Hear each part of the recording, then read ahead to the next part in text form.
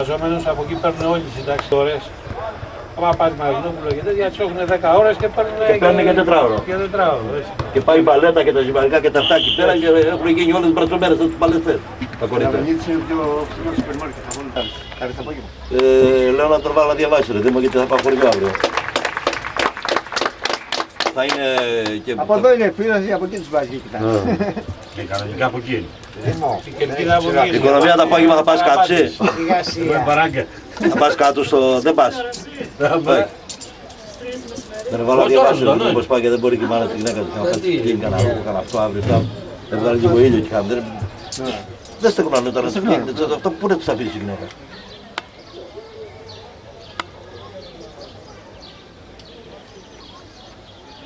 Τώρα θα παίξει το χάν, θα τελειώσει μία ώρα να κάνει ένα μπάνιο, να φάει και τα λοιπά, πάει 2,5 ώρα, 5 ώρα τώρα ξέρεις.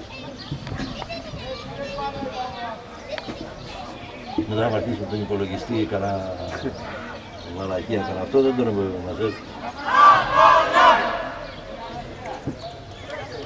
Γεια σου ρε Απόλλωνα. Τι πάει αυτό. Παλιά τον ξεσκίσανε για να φτιάξουν την καλαμάδα τον Απόλλωνα. Ναι. Και αμετρήσαμε λίγο.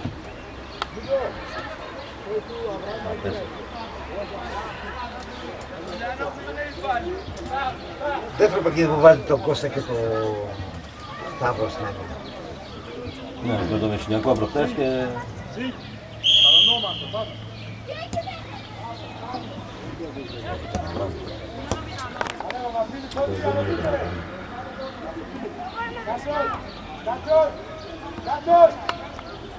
Σερπάνος δεν ήρθε, πούλες.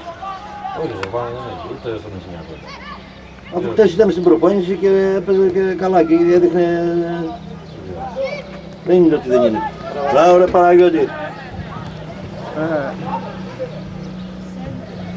Την ξαναπάρω.